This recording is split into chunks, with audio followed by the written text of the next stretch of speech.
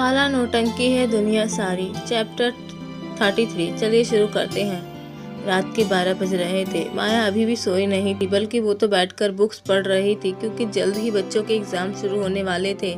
इसीलिए माया बुक्स में से कुछ क्वेश्चंस बना रही थी, ताकि बच्चों को एग्जाम में हेल्प हो जाए और सबको ज़्यादा परेशानी ना हो। इसीलिए उसका पूरा ध्यान बुक्स में था कि तभी उसे एक अजीब सी आवाज़ आती है, जिसे सुन माया एकदम से इधर उधर देखती है, लेकिन उसे कोई नज़र नहीं आता। तो वो फिर से बुक्स पढ़ने लगती है, लेकिन फिर से उसे वही आवाज़ आती है। इससे अब माया एकदम से बुक्स बंद करते हुए उठकर खड़ी हो जाती है और वो अब आ रही आवाज़ को ध्यान से सुनते हुए लगती है, जो कि छज्जे से आ रही थी और बाहर अब ठंडी हवाएं चल रही थी, जिसकी वजह से हवाओं में नमी थी। बाहर से आ रही आवाज़ जिसे सुन माया घबराते हुए खुद में ही कहती है, कहीं कोई चोर वोर तो नहीं आ रहा। ये सोचकर माया के चेहरे पर थोड़ी अजीब सी घबराहट आ जाती है और वो जल्दी से आसपास को ढूंढने लगती है। और उसकी नज़र जैसे ही फ्लावर पॉट पर पड़ती है, तो वो उसे जल्दी से उठा लेती है और डरी घबराई हुई धीमे धीमे कदमों से छज्जे की ओर जाने लगती है। वहीं नीचे पाइप की मदद से कोई छज्जे के ऊपर आ रहा था, और जैसे ही वो बंदा ऊपर चढ़ने के लिए अपना हाथ आगे बढ़ाता है और ऊपर छज्जे पे जैसे ही रखता है, एकदम से माया खींचकर फ्लावर पॉट उस आदमी के हाथ पर दे मारती है, जिससे उसके मुंह से एक जोर की चीख निकल जाती है और वो गिरने को ही होता है कि तभी माया एकदम से उसके चेहरे को देख पूरी तरह से घबरा कर फ्लावर पॉट को छोड़ देती है, जो एकदम से नीचे गिरकर टूट जाता है।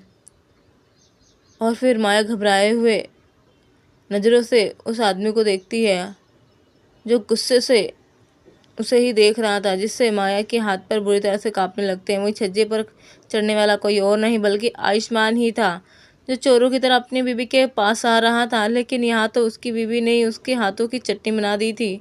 वहीं आयुष्मान बड़ी ही मुश्किल से खुद को गिरने से संभालता है और वो गुस्से से कहता है, पागल हो गई हो क्या? मुझे मारने का इरादा है? तब जाकर माया अपने होश में आती है और आयुष्मान को ऊपर आने की मदद करती है और उसे कमरे में लाती है। वहीं आयुष्मान अपने टूटे हुए हाथ को देखता है, जिसकी अच्छी खासी बैंड बच चुकी थी। उसका हाथ एकदम से लाल पड़ चुका था, जहां माया ने खींचकर फ्लावर पॉट मारा था, क्योंकि माया ने कुछ ज़्यादा ही जोर से मार दिया। आयुष्मान अपने हाथ को दूसरे हाथ से थामे धीरे धीरे फूंक मारते हुए गुस्से के साथ कहता है, पागल कहीं की अपने ही पति को मार रही थी, तुम्हें पाप लगेगा पता भी है?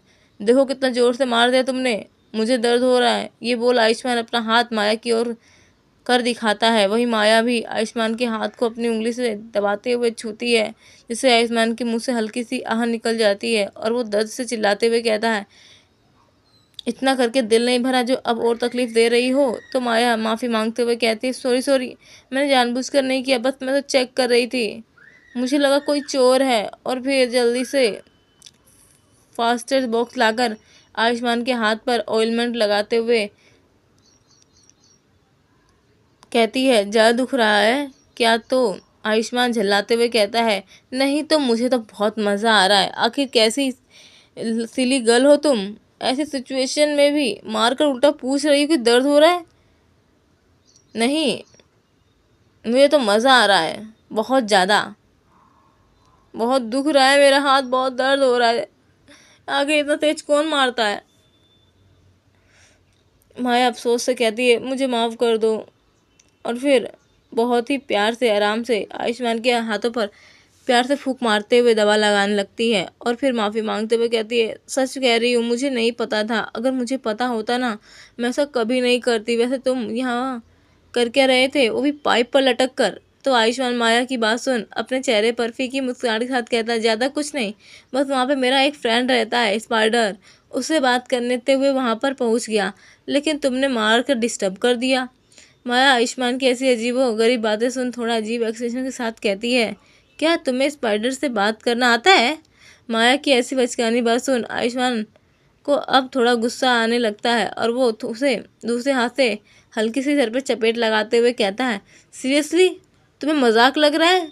मैं तुमसे मिलने के लिए इतनी मेहनत कर रहा था, क्योंकि तुम्हारे कमरे के बाहर चुड़ैल राइमा और मॉम खड़ी हैं और मैं उन लोगों का वेट नहीं कर रहा था, लेकिन वो तो वहाँ से हटने का नाम ही नहीं ले रही, इसलिए उन लोगों को देख मजबूरन मुझे यहाँ से आना पड़ा क्योंकि मुझे तुमसे ज़रूरी बात करनी थी। माया आयुष्मान की बातें सुन थोड़ा उदासी के साथ कहती है, सॉरी, मेरी गलती है, प्लीज़ मुझे माफ़ कर दो, मैंने जानबूझकर नहीं किया, बस गलती से हो गया। ये बोल माया मासूमियत के साथ आयुष्मान को देखने लगती है। वहीं आयुष्मान भी माया के इतने प्यारे चेहरे को देख पिघलने लगता है और उसे अपना दर्द कुछ ही देर में भूल जाता है और वो अपने दूसरे हाथ से माया को खींचकर अपनी गोद में बिठाते हुए कहता है, इतनी आसानी से तुम्हें माफ़ी नहीं मिलने वाली। आखिर तुमने मुझे तकलीफ़ दी है, इसका भुगतान तो तुम्हें करना होगा और भुगतान में तुम्हें मुझे कुछ देना ही होगा। ये बोलते हुए आयुष्मान कुछ सोचने लगता है क्योंकि उसे समझ नहीं आ रहा था कि वो क्या कहे कि तभी उसकी नज़र माया के सॉफ्ट होठों पर पड़ती है जो हल्के हल्के लाल गुलाबी थे, जिन्हें देख आयुष्मान के दिल की धड़कनें एकदम से बढ़ जाती हैं और उसके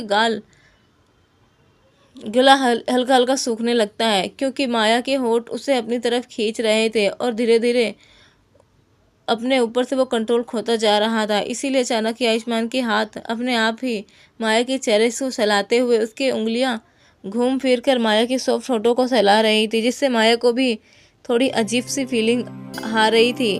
उसे अपने पेट में तितलियां उड़ती हुई महसूस हो रही थी और उसे गुदगुदी सी हो रही थी। उसके दिल की धड़कन धीरे धीरे बढ़ रही थी और वो अपनी खाली आंखों से आयुष्मान को ही देख रही थी, जिसमें अब डिजायर साफ नजर आ रहे थे। वहीं आयुष्मान माया के रेड पिंक होठों को अपनी उंगलियों से रब करते हुए धीमी आवाज में सेड्यूस करते हुए कहता है, क्या मैं तुम्हें से अपना रिवेंज ले सकता हूँ? आखिर तुमने इतना जोर से मारा है। लेकिन माया को तो आयुष्मान की कई बातें समझ नहीं आ रही थी क्योंकि वो वैसे ही आयुष्मान की इस हरकतों से मदहोश हो रही थी और उसे एक अजीब सी फीलिंग हो रही थी। इसने उसने अनजाने में ही हाँ में अपनी सर हिला दिया, जिसे देख आयुष्मान के चेहरे पर मुस्कुराहट आ गई और वो अब एक पल बिना गवाए माया के सॉफ्ट होठों पर अपने होठ रख देता है, जिससे माया की आंखें एकदम से खुली की खुली रह गई थी। वहीं आयुष्मान इन पेशेंट होकर माया के होठों को किस कर रहा था, इससे किसी प्यासे को रेगिस्तान में पानी मिल गया हो। वो माया के होठों को अपनी मोहर लगाते हुए जोर से बाइट कर लेता है क्योंकि माया तो बिल्कुल भी रिस्पॉन्स नहीं कर रही थी, बल्कि शौक होकर आंखें फाड़े उसे देख रही थी, जबकि आयुष्मान को उसे और भी डीपली किस करना था लेकिन उसका रिस्पॉन्स बिल्कुल ठंडा था, जिस वजह से उसे जानबूझकर उसे बाइट करना पड़ा। आयुष्मान ने इतना जोर से बाइट किया था कि माया के मुंह से हल्की सी चीख निकल गई, जिसकी वजह से मौका पाकर आयुष्मान ने उसके मुंह पर अपनी जीभ एंटर करते हुए फ्रेंच किस करने लगा, जिससे माया के हाथ अपने आप ही आयुष्मान के बालों में रेंगने लगे। वहीं आयुष्मान माया के इस मोमेंट को उसकी हाँ समझ और भी ज़्यादा हाइपर हो रहा था, जिससे कुछ ही देर में बाद माया लंबी लंबी सांसें ले रही थी क्योंकि उसे अब दम घुट रहा था और आयुष्मान खुद से को दूर करने की कोशिश कर रही थी क्योंकि अब माया की सांसें उखड़ने लगी थी। अब वो आयुष्मान की पीठ पर जोर जोर से मारते हुए उसे खुद से दूर कर रही थी, लेकिन वो तो उसे छोड़ने को तैयार ही नहीं था। जब आयुष्मान के होठों को माया के होठों को छोड़ता है तो उसे के हल्के लाल गुलाबी होठ बिल्कुल लाल पड़ गए थे, बिल्कुल किसी चेरी की तरह, जिसे देखकर ऐसा लग रहा था जैसे इसमें हल्की सी भी अगर सुई चुभो दी गई तो खून निकल आएगा। माया के होठ बहुत ही बुरी तरह से सूज चुके थे। माया गुस्से से आयुष्मान के सीने पर मारते हुए कहती है, तुम इंसान हो कि जानवर? आखिर तुम भला ऐसा कैसे कर सकते हो?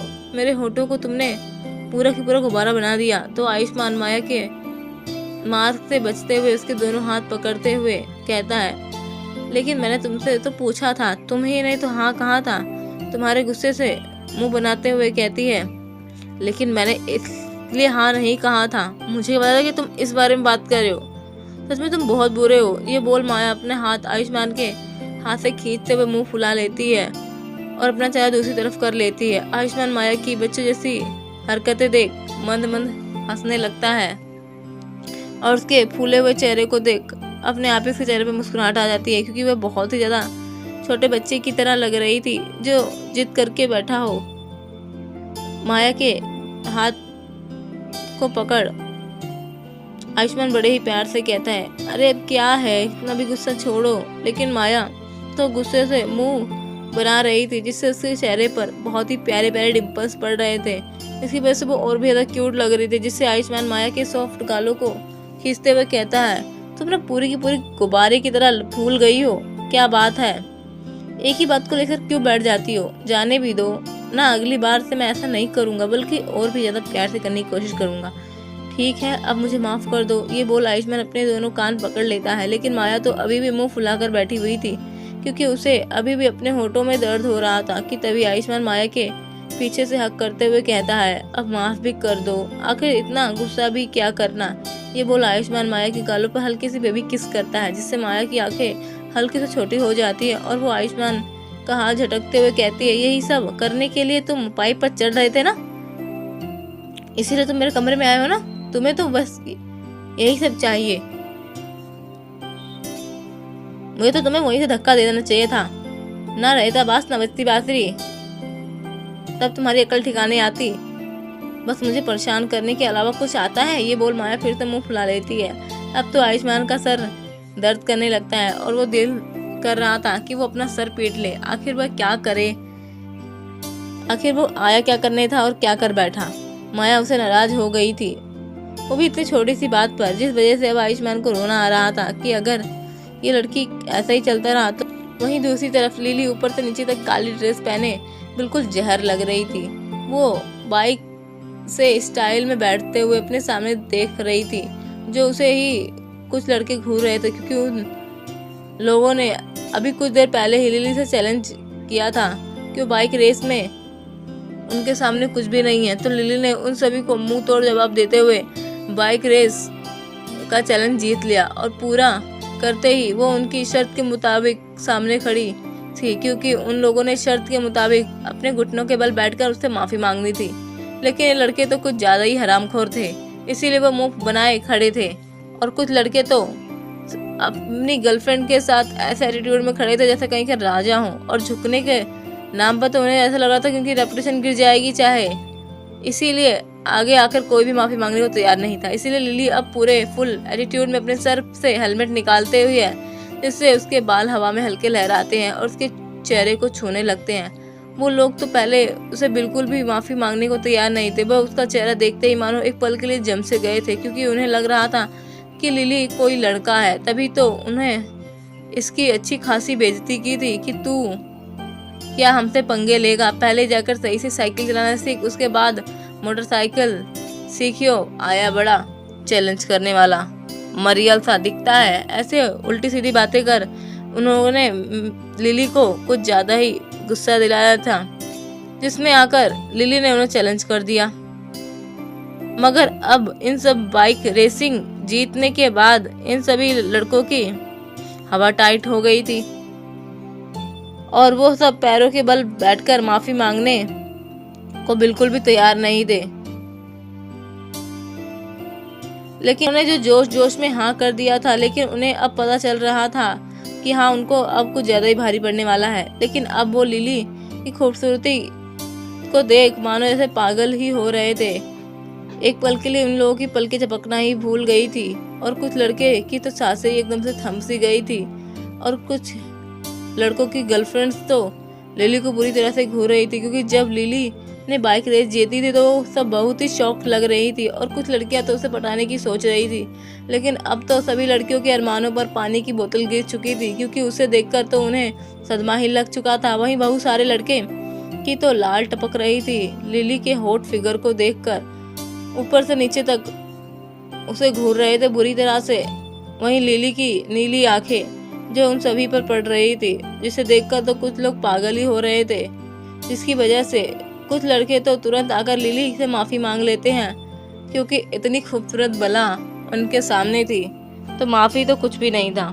कुछ तो उसे पर लाइन मारने का ट्राई भी करते हैं, लेकिन लिली तो वैसे ही एक नंबर की एरोगेंट लड़की थी, ऊपर से उन लोगों को ऐसे इरिटेटिंग वाले लुक देती है जिससे वो लोग चाहकर भी उसके पास नहीं आ रहे थे।